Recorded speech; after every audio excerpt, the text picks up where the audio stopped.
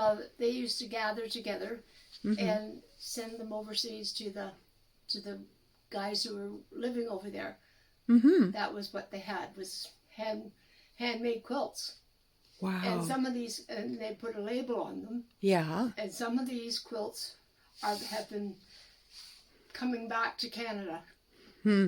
Because people have kept them. They're not all coming back, of course, because the guys were in war. Yeah. But some of them are making their way back home.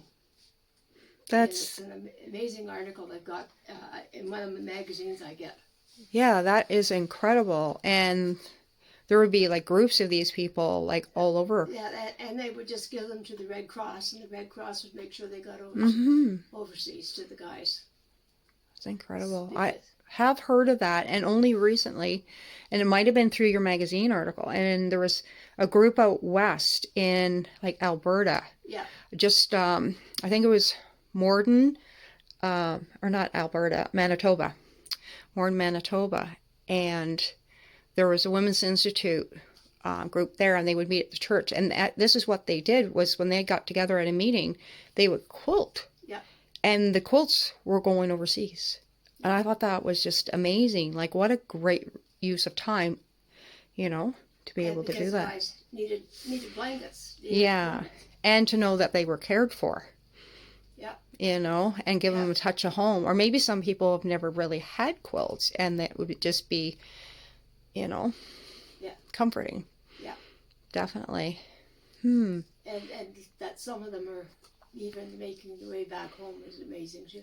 A lot of them went to museums or you know, got wore right out. Yeah, but I would like, if ones are coming back to a certain place, I hope they do like showings or something, like have like a nice showing. They've got them in certain museums right now. Yeah, yeah. So I guess if you just Google museums, and then they would show, you know, it would have listed what they have. Yeah. And it would be neat to see think about it, like it'd be like Grandma Fawcett's age. Yes. And they're not around anymore. No. So unless they pass the stories down. Yeah. You don't know the history. Because they were meeting like in churches basements and doing these quilting bees. Yeah. Now the women would know these stories being passed down, and if they care to pass it forward. And that's why we're doing this, because we're trying to preserve these amazing stories and arts that are lost in very high-tech world that we're in, and you forget about some of the comforts, right? Like they thought of a lot of things back then. They didn't have the technology that they were, you know, dedicating their time on. They were actually making things. They were making quilts. They were knitting socks. They had school children knitting socks, and anything they could do to help. Yeah, it's a different mindset. It's very unselfish, very giving. Yeah. Because that was what they could do. They couldn't go and fight. They could do this. Yeah. Yeah. And it even extended into, and I didn't realize this till Cindy, my sister Cindy, made me aware of it, of the Victory Gardens. Oh, yeah. And so even like in towns, in cities, you have Cabbagetown down. I thought of that right away when she was telling me about it. I said, is that where they got that? And she goes, yeah, in Cabbagetown, there's actually articles where they planted in their front yards. And that's why I like going there, because a lot of people, they continue doing that. And they have like a whole plan. And this is what you're, you know, these are the seeds, and this is what you plant. Yeah. So they thought it was... My aunt lived in Cabbagetown. Oh, that would have been really neat. Iona and Uncle Buck. Oh, is that where Iona? Yeah, right in Cabbagetown. I didn't know. Berkeley Street. Yeah. What was the name of the street? Berkeley. Berkeley. Okay, because I've many a times, that's like one of my favorite places to go to. Yeah. I haven't been for a couple of years, but it's so pretty to walk through there. The little homes. I went there. I think I was in grade 9. I can't remember what grade. Herb took me there because it was the year that the underground, they called it, the underground was put in. Oh. I got a ride on the subway. Mm-hmm. He took me there for that, and he was working at the shoe factory, and he took me over to Center Island, the only time I'd ever been there. Oh, that'd be neat. But he says, don't talk to anybody. Mm-hmm. And that was the tough thing. He said, people will talk to you, but don't talk to them. Mm-hmm. Just carry on. Yep, just keep on going.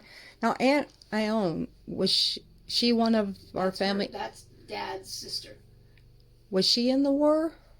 No. No. No, she... Okay. She wasn't one of our many family members that have been in the war, but there's others. She wasn't in the war. Yeah, okay. Because I lose track. My mom's sister was.